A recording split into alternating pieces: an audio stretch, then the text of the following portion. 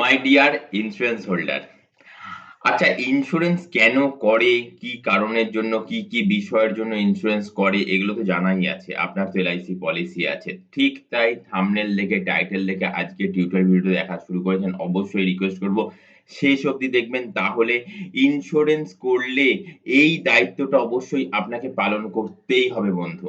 নমস্কার, এলআইসি বেঙ্গল চ্যানেলে আপনাকে স্বাগত। আজকে আবারও একটা updated financial information tutorial video আকারে সহজ সরল বাংলা ভাষায় আপনার জন্য নিয়ে চলে এসেছি আমি কৌস্তব মুখার্জি।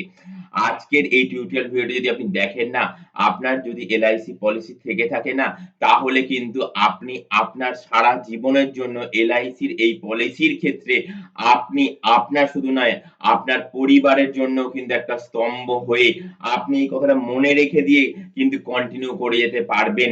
কারণ আপনার পরিবারের কাছে কিন্তু আপনি সারা পৃথিবী তাদের কাছে।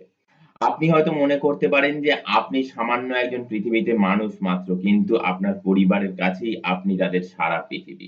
অবশ্যই আপনার মনে হতে পারে এলআইসি পলিসি কি এমন জিনিস আর কি।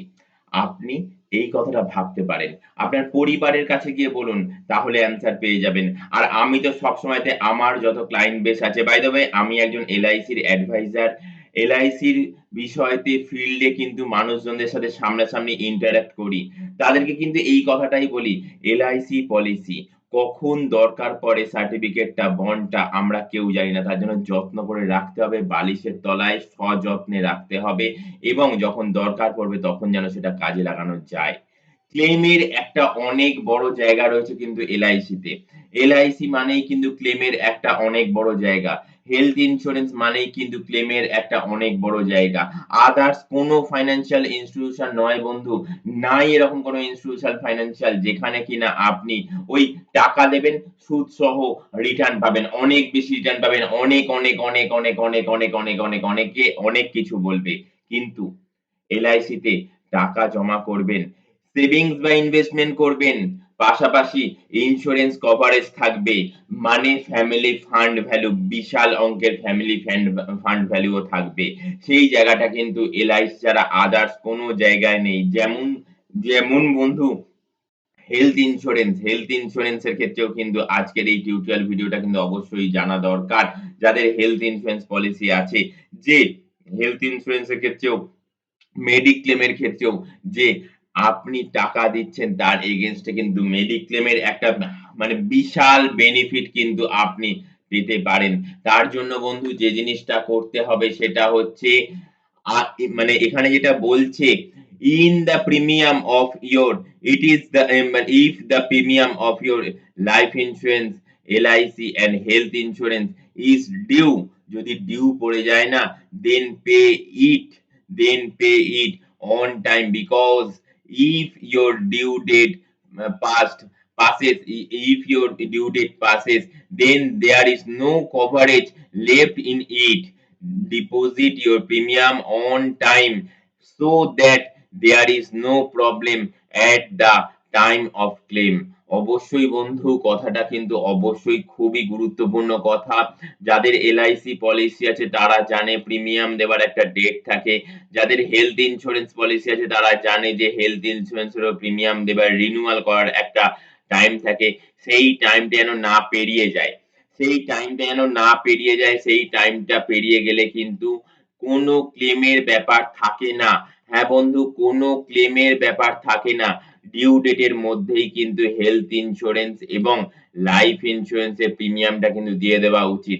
দেন pay then pay it on time, because কারণ if your due date passes, যদি আপনার ডিউ ডেটটা প্রিমিয়াম দেবার ডিউ ডেটটা যদি পাসেস হয়ে যায়, then there is no coverage left on it, মানে যেটা বললাম এলআইসি পলিসির ক্ষেত্রে ফ্যামিলি ফান্ড ভ্যালু, সেই ফ্যামিলি ফান্ড ভ্যালুর যে প্রসেসটা, ইন্সুরেন্স কভারেজের যে প্রসেসটা, আপনি যে কোনো জায়গায় সেভিংস বা ইনভেস্টমেন্ট করতেই পারবেন, কিন্তু ইন্সুরেন্স কভারেজ একমাত্র বিশ্বাস ও ভরসার জায়গায় সারা ভারতবর্ষের, সারা ভারতবাসীর মনের মণিকোঠায় ১ নম্বর স্থান অর্জন করে থাকা এলআইসি দিয়ে থাকে। তো অবশ্যই বন্ধু এলআইসির পলিসির প্রিমিয়াম বন্ধ করা উচিত নয়। আর হেলথ ইন্সুরেন্স থাকলে সেটাও কিন্তু প্রিমিয়াম ডিউ ডেট যেদিনকে ডিউ ডেট থাকে তার আগেই কিন্তু প্রিমিয়াম দিয়ে দেওয়া উচিত। তা না হলে কিন্তু কভারেজে আর জায়গাটা থাকে না। পাশাপাশি বলব এখন এলআইসি পলিসির যাদের ২ বছর ৩ বছর প্রিমিয়াম দেওয়া বাকি রয়েছে, যাদের ২ বছর ৩ বছর ৪ বছর ১ বছর ৬ মাস প্রিমিয়াম দেওয়া বাকি রয়েছে, অবশ্যই কিন্তু এলআইসি দরজা খুলে দিয়েছে তাদের জন্য যে প্রিমিয়াম দিয়ে আবার করে কিন্তু ইন্সুরেন্স কভারেজটা ফ্যামিলি ফান্ড ভ্যালুর যে কভারেজটা মোটা অঙ্কের ফ্যামিলি ফান্ড ভ্যালু ফ্যামিলির জন্য অর্থনৈতিক স্তম্ভ হয়ে দাঁড়ানো আর সেই জায়গাটা কিন্তু আপনি আবারও করে তৈরি করে ফেলতে পারেন। তার জন্য কিন্তু এলআইসি কিছু অংশে ছাড়ও দিচ্ছে। এটা ২৪শে মার্চ অব্দি চালু রয়েছে। এই প্রসেসটাকে বলছে রিভাইভাল ক্যাম্পেইন। এলআইসির যেকোনো ব্রাঞ্চ অফিসে গিয়ে আপনি আপনার এলআইসি পলিসির নাম্বারটা নিয়ে গিয়ে দেখান, সেখান থেকে জানতে পেরে যাবেন। আপনার নিয়ারেস্ট ডিয়ারেস্ট যে এলআইসি বন্ধু আপনার পলিসিটা করে দিয়েছিল, আপনার এলআইসির প্ল্যানটা করে দিয়েছিল তার সাথে যোগাযোগ করুন। তাকে আপনি আপনার পলিসি নাম্বারটা বলুন, সেখান থেকে ফেসিলিটি পেয়ে যাবেন। আপনার কত টাকা জমা করতে হবে, কত টাকা ছাড় পাবেন ডিটেইলস জেনে নিতে পারবেন। আর পলিসিটা চালু হয়ে গেলে আপনার ইন্সুরেন্স কভারেজও থাকবে। পাশাপাশি বলব বন্ধু এই স্ক্রলিং এর মধ্যে যে নাম্বারটা যাচ্ছে না 8100144145 এই নাম্বারটা আমি প্রত্যেকটা টিউটোরিয়াল ভিডিওতেই বলে থাকি যে আপনি আপনার ফোন বুক সেকশনে গিয়ে সেভ করে রাখুন ফোনের ফোন বুক সেকশনে। তাহলে বন্ধু এলআইসি পলিসি থাকলেই কিন্তু যখনই দরকার পড়বে জাস্ট এই নাম্বারে একটা হোয়াটসঅ্যাপ করে দেবেন যে আপনি আপনার পলিসি নাম্বার এই আর এই পলিসির এগেইনস্ট এ এই সার্ভিসটা চান, এলআইসির এই সার্ভিসটা চান তাহলে কিন্তু আপনি একদম ডোর স্টেপে সার্ভিস পেয়ে যাবেন। এক্ষেত্রেও বলব বন্ধু আপনার পলিসি প্রিমিয়াম বন্ধ রয়েছে ১.৫ বছর যাবৎ আপনি প্রতি মাসে, মাসে প্রিমিয়াম দিতেন। আবারও করে প্রিমিয়াম দেওয়া চালু করার প্রসেস করার জন্য এই নাম্বারে জাস্ট আপনাকে একটা হোয়াটসঅ্যাপ করতে হবে। আপনার পলিসি নাম্বারটা দিতে হবে। পলিসি নাম্বারটা দিয়ে তলায় লিখতে হবে আমার পলিসি বন্ধ রয়েছে আবার করে চালু করতে চাই। তো কি প্রসেস করতে হবে ডিটেইলস কিন্তু আপনি ডোর স্টেপে সার্ভিস পেয়ে যাবেন। আজকে যে কথাটা বললাম না খুবই গুরুত্বপূর্ণ কথা। পলিসি চালু করার এলআইসি একটা দুর্ধর্ষ অপরচুনিটি দিয়েছে। এই অপরচুনিটিটা আপনাকে কাজে লাগাতে হবে। আপনার বন্ধ হয়ে থাকা পলিসি আপনি কিন্তু মানে যেটা ইন্সুরেন্স কভারেজ সেটা কিন্তু পাচ্ছেন না।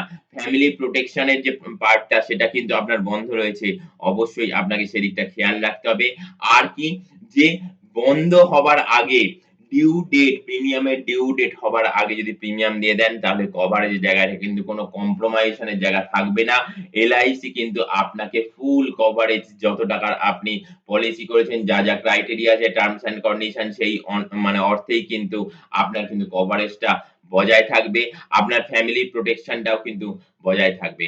আজকের যে কথাটা বললাম না, কথাটা কিন্তু খুবই গুরুত্বপূর্ণ কথা যাদের এলআইসি পলিসি আছে এই প্ল্যানটা শেষ অবধি দেখেছেন, সরি প্ল্যান না এই প্রসেসটা শেষ অবধি দেখেছেন এবং আপনি কিন্তু এটা মাথার মধ্যে আশা করি নিয়েও নিয়েছেন। এটাই কিন্তু এলআইসি করলে দরকারি কথা, মনে রেখে দেওয়ার কথা। আমি তার জন্য যাদের এলআইসি করি না, হ্যাঁ বন্ধু আমি কিন্তু তাদেরকে কিন্তু অবশ্যই বলি আপনার হাতে এখন টাকা আছে, আপনি এখন বেশি টাকা প্রিমিয়াম দিতে পারবেন। আপনার প্রিমিয়াম দেওয়ার টার্ম পিরিয়ড ৫ বছর। ৫ বছর ধরে আপনাকে প্রিমিয়াম দিতে হবে। কিন্তু ২ বছর ৩ বছর প্রিমিয়াম দেওয়ার পর প্রিমিয়াম দেওয়া যদি বন্ধ হয়ে যায় না, ৩ বছর প্রিমিয়াম দিলে কিন্তু আপনি রিটার্ন তো অবশ্যই পাবেন। কিন্তু আপনি ইন্সুরেন্স কভারেজ আর সেই জায়গাটায় থাকবে না, কমে যাবে অথবা বন্ধ হয়ে যাবে। এরকম অনেক পলিসি আছে যেখানে কমে যাবে। কিন্তু কন্টিনিউ থাকবে, কমে যাবে। আর অনেক পলিসি আছে প্রিমিয়াম দেওয়া বন্ধ হলে কিন্তু কভারেজটাও বন্ধ হয়ে যাবে। তো অবশ্যই প্রিমিয়ামটা বাজেট অনুযায়ী তৈরি করুন।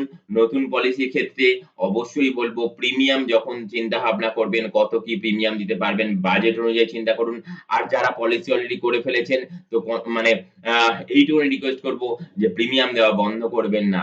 বন্ধ করলে কিন্তু আপনি আপনার পরিবারের জন্য যে প্রোটেকশন ফাইন্যান্সিয়াল প্রোটেকশন এর প্রসেস তৈরি করেছেন সেটা থেকে কিন্তু আপনি আপনার পরিবারকে বঞ্চিত করবেন। আজকে এই অবধি। নেক্সট টিউটোরিয়াল ভিডিও আসার আগে অবধি অসংখ্য নমস্কার। যাবার আগে আরেকবারও বলে যাই যে এলআইসির পলিসি ডিউ ডেট হবার আগে অবশ্যই কিন্তু চালু করে ফেলা উচিত। আর হেলথ ইন্সুরেন্স পলিসির ক্ষেত্রেও সেম অ্যাজ ডিউ ডেট হবার আগে অবশ্যই কিন্তু চালু করে ফেলা উচিত। আজকে আর বেশি কথা বাড়াবো না। আজকের এই ইম্পোর্টেন্ট মেসেজটা আপনি শেষ অবধি দেখলেন তার জন্য আপনাকে অসংখ্য ধন্যবাদ। আর আপনার যদি কোনো অংশে এই টিউটোরিয়াল ভিডিওটা একটুকুও ভালো লেগে থাকে তো লাইক করতে ভুলবেন না। আপনার একটা লাইক কিন্তু আমাকে অনেক ইন্সপায়ার করে নিত্যদিনের updated financial information tutorial video আকারে আপনার কাছে তুলে ধরতে। নমস্কার।